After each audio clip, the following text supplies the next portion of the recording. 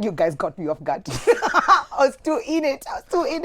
That's beautiful. So, written, directed by Brian Munene, produced, and super actor Millicent Tugutu. Welcome to the show. Thank you. Mko salama? Sana. That, and congratulations to the team. Thank you very much. Even though tutajifanya tuko humble, so thank you very much. Thank you very much. Yes. Maybe you can introduce yourself to the people, and then Millicent will take it after you. Brian Munene. Camera's right here. Popularly known more as a writer than director. Yeah. That's it? Yes. Napenda cinema. Millicent, please do a better job.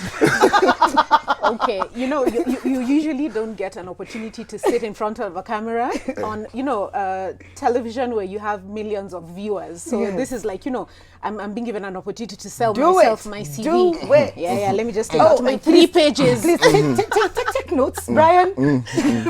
Millicent Ogutu, my friends call me Milo. Yeah. I'm many things. I'm a thespian that's like my first love. I love the stage.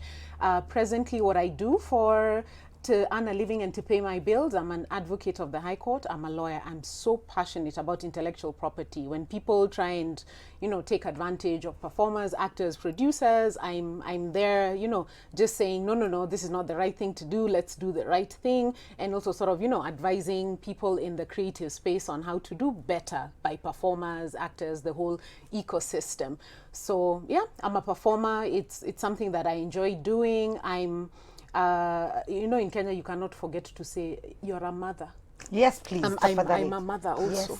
Yes, Yeah, and I'm happy to be here. And congratulations to everyone who won a Kalasha, and also to Brian, who put in a lot of work into seeing Morning After come to reality, and all the people who supported. I have to plug in DocuBox. Yes. Yes. Definitely. Yeah. Check you, Definitely. Umelan. Yes. Do you want to do it again, or are you okay? We can just continue. Kalasha winner. Morning After is real story that happened to a real human being. Well, this has happened to many youngins. I mean, if you are lied to. Naishi peke yangu ama niko na roommate. And this was a real story, Brian. Please tuambie kidogo kuhusu hiyo. So I shall not mention the name of my friend. I had promised him I wouldn't mention it. So we were on a train. I can't remember where we were going. And it was a long trip. And we started talking about dating when we were young. And this friend of mine, let's call him Joe for the sake of this interview, told me of the last time he brought a girl home to his mother's house. So the routine was always the same. Bring a girl home, and by 4 a.m., because mama yake alikuwa anaamka 5 a.m. for morning prayers, by 4 a.m., toa msichana aende nyumbani. Yes. So this day, he overindulged hiyo usiku. Yeah. So akaamka late asubuhi. So when he woke up, the first thing he noticed is this girl's clothes are gone. So when he looked out the window, they're hanging on the line. They have been washed and they're drying on the line. What? So, as he was trying to sneak out to go get the clothes, found the mother was there, and the mother was like, naona tuko na mgeni. Haya, mlete tukule breakfast. So there's a lot that happens there. I mean, nataka watu waende watch movie, so I shall not spoil it. Yeah. But what Joe's mom did was totally off script. Like, he was expecting her to like shout, throw things, but she was very kind, accommodating to this girl, and it freaked him so much that he never brought a girl home ever again. What? Yes. Milo, unapatiangwa scripts kwanza unaambiwa niaje, there's this kaninini, I'd like for you to, there's this role, and then you were given, and probably you were told the story like the way Joe is Brian is telling us right now. How was the first, how did you react to it at first when you had it? My first reaction, I was just like, my God, why are you guys always giving me these, tough women parts? Then I was like, it's so easy to be, the strange thing is this, for me, it's very easy to be mean. Okay. When I want to challenge myself, being kind usually is a challenge. So this one was now a hodgepodge of everything, the meanness and the kindness, passive aggression is just that woman. There was nothing kind about what she was doing, but she was, trying to be very nice. Because the whole story at the end, I think it was just, she was like a living contraceptive. Because I mean, if the boy never brought someone home again, it served the purpose. But yes, I mean, when I read the script, I was like, yeah, this is cool. And sometimes it's good to just show things for what they are.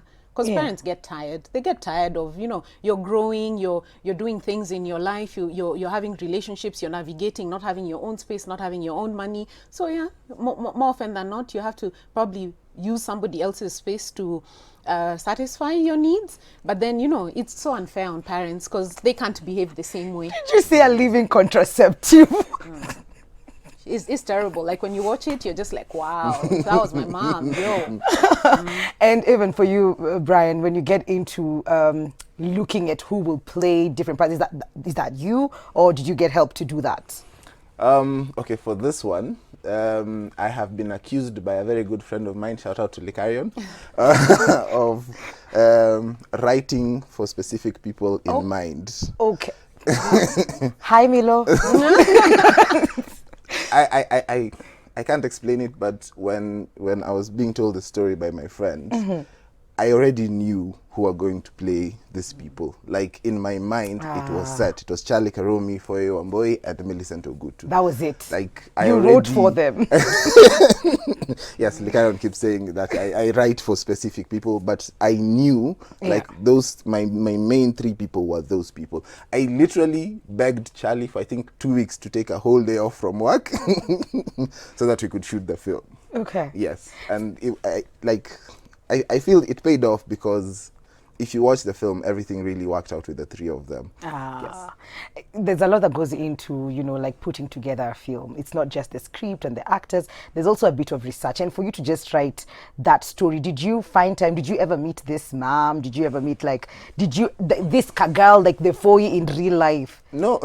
So unfortunately, my friend, who we shall call Joe, does not remember the name of this girl. Yeah. Morning after, indeed. Yes, if you watch the film, it gets even better. Okay. Yes, but there were conversations with the mother and with Joe on like what was going through his mind when all this was happening. There's a statement from the mom that really caught me when we were doing research, because she was a single mother. She said she knew how to be a mother, but she didn't know how to be a father. So she was always there for Joe, but she was never that strong disciplinarian. So she needed to find something different to ensure that this doesn't happen again. So this was the different thing that she tried. How was it like for you to just get into that role? You know, understanding this woman is coming from this, is coming from this space, and probably growing up, you had a tough mother who the first thing, well, my mom, itakuwa tu, well, you know what I mean? Like, what are you doing? There won't be ati pole pole. Maybe later in life there was pole pole, but uko back in the day, ilikuwanga tu, and the Bible sometimes will just be pulled out and stuff. Maybe pastor ataitwa kijiji. The interesting thing is my dad, the way he used to dispense discipline, the physical would be the last port of call, absolutely. What he would do is he would always have a conversation with you.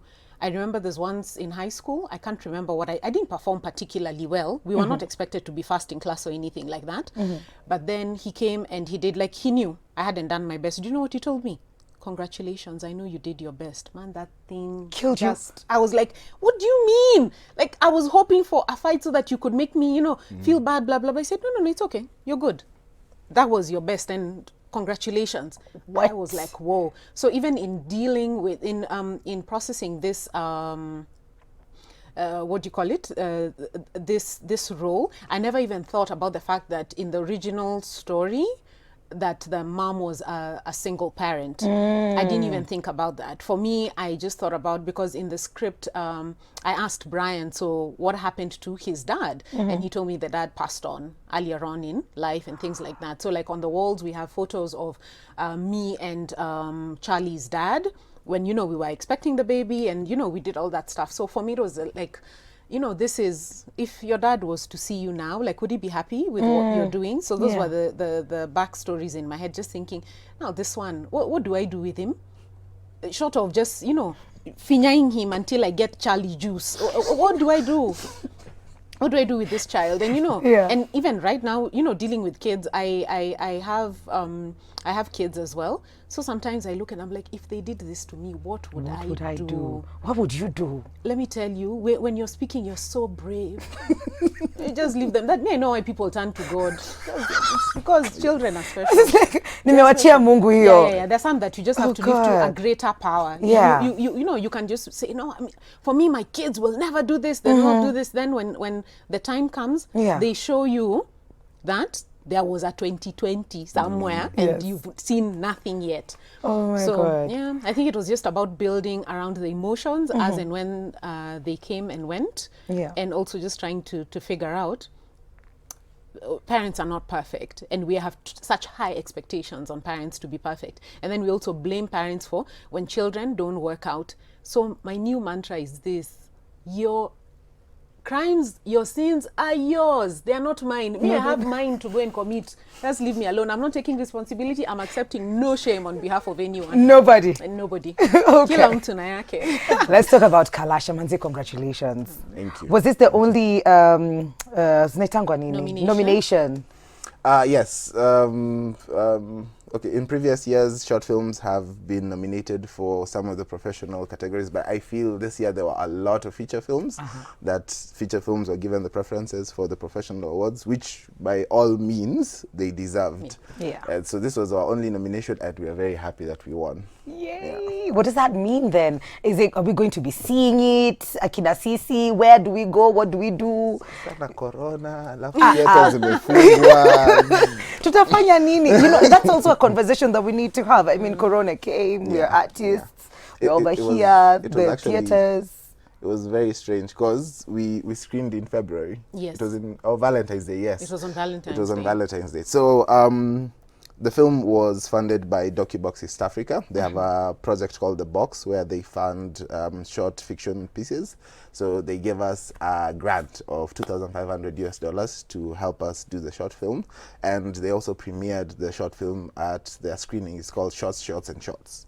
You watch short films, you wear shorts, and you take shots.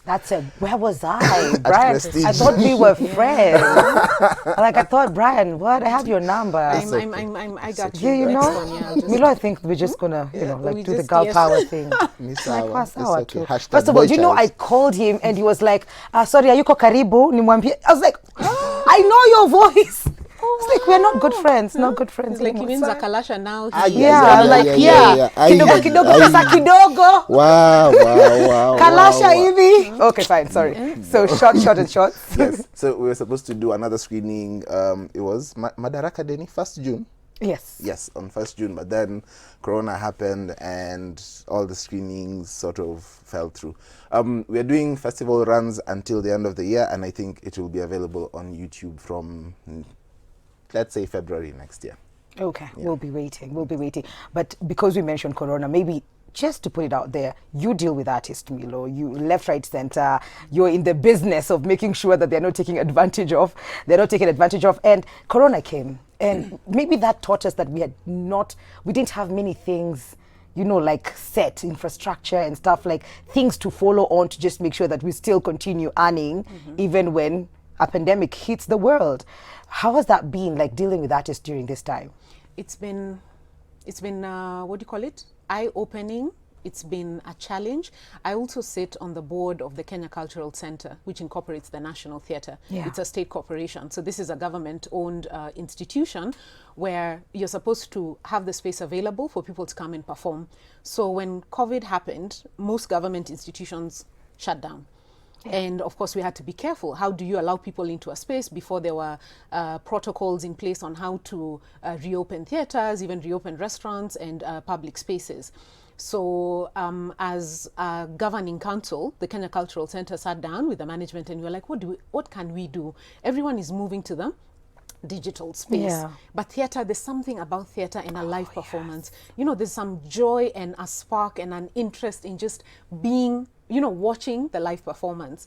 So as part of like a tentative response, because the theaters have been reopened but at half capacity, but a lot of producers don't now have the money to be able to put up a production, because the cost of putting up the production hasn't gone lower. No, it hasn't. But now the capacity, the number of tickets that you can sell has gone down to 50%, because you cannot fill the theatre to what it used to be.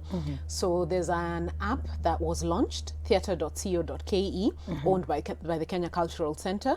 So basically you can produce your play on the stage, then have it available on an online platform. And this is specifically for theatre pieces, so spoken word, plays, physical dance, and that whole genre of just specific theatre. So that's sort of like in response to that. Yeah. But is it working? It's, How then do the producers, the writers, the actors, how do they earn from that? So basically, it's telling people, do you want to come and watch my play? So it's going to premiere on Friday. Then it'll be available on the online platform. So you actually log on and you pick and you can watch it from home. Okay. So the money then goes to the producer. So if you get a fairly good producer who's willing to share the money with you, you're lucky as a performer. That you're going to be able to get part of the money will trickle down to you. But then also there was 100 million that the president gave. Kenya Cultural Centre got a portion of that money to disburse.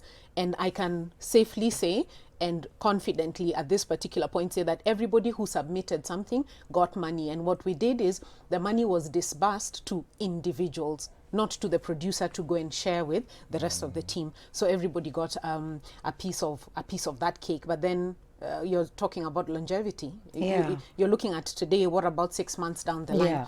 It's unfortunate that in the creative space, you have to have a backup plan. That's true. You always have to have a backup plan, whether it is farming, whether it's offering career talks. Like just performing is not enough. And it's a sad state of affairs it's here. It's a sad state of affairs. But even everywhere, I've noticed, even worldwide, because you're not always acting, you're not always producing, so you have to find something to fill in the time that's income generating. So I think what we need to do is just find the alternatives that people can fit into. And now it's not possible to just relax and say I'm a performer, which is sad because doctors are doctors full time. They are doctors. Yeah. Oh, sad. We have to come to the end of this conversation. It's just getting juicy. But again, when do you have particular dates on when we can watch this show? Maybe February, umesema tungoje tu yani. Yes. Corona, guys. Like, nothing bright. We'll find a way. We'll find a way, Cindy, of making it available after the festival run. So probably by the same February or for Christmas, probably we should figure something out of making it available. So utaniambia. Yes. Ya ukweli. I'll hold him to it. Thank you, Milo. Sisi ni wakusema na kutenda. That's what's up. Boy child. Boy child. Social media handles. So plug social media. Everything. I don't have a pseudonym. It's just Brian Munene on everything. Good stuff. Oh gosh, Millicent Ogutu, I'm quite social media shy, but believe it or not, but you can follow, what do you call it? Our law firm is Omoro Ogutu Advocates. We're available to assist any way we can. Okay. Yeah, thank you for having us.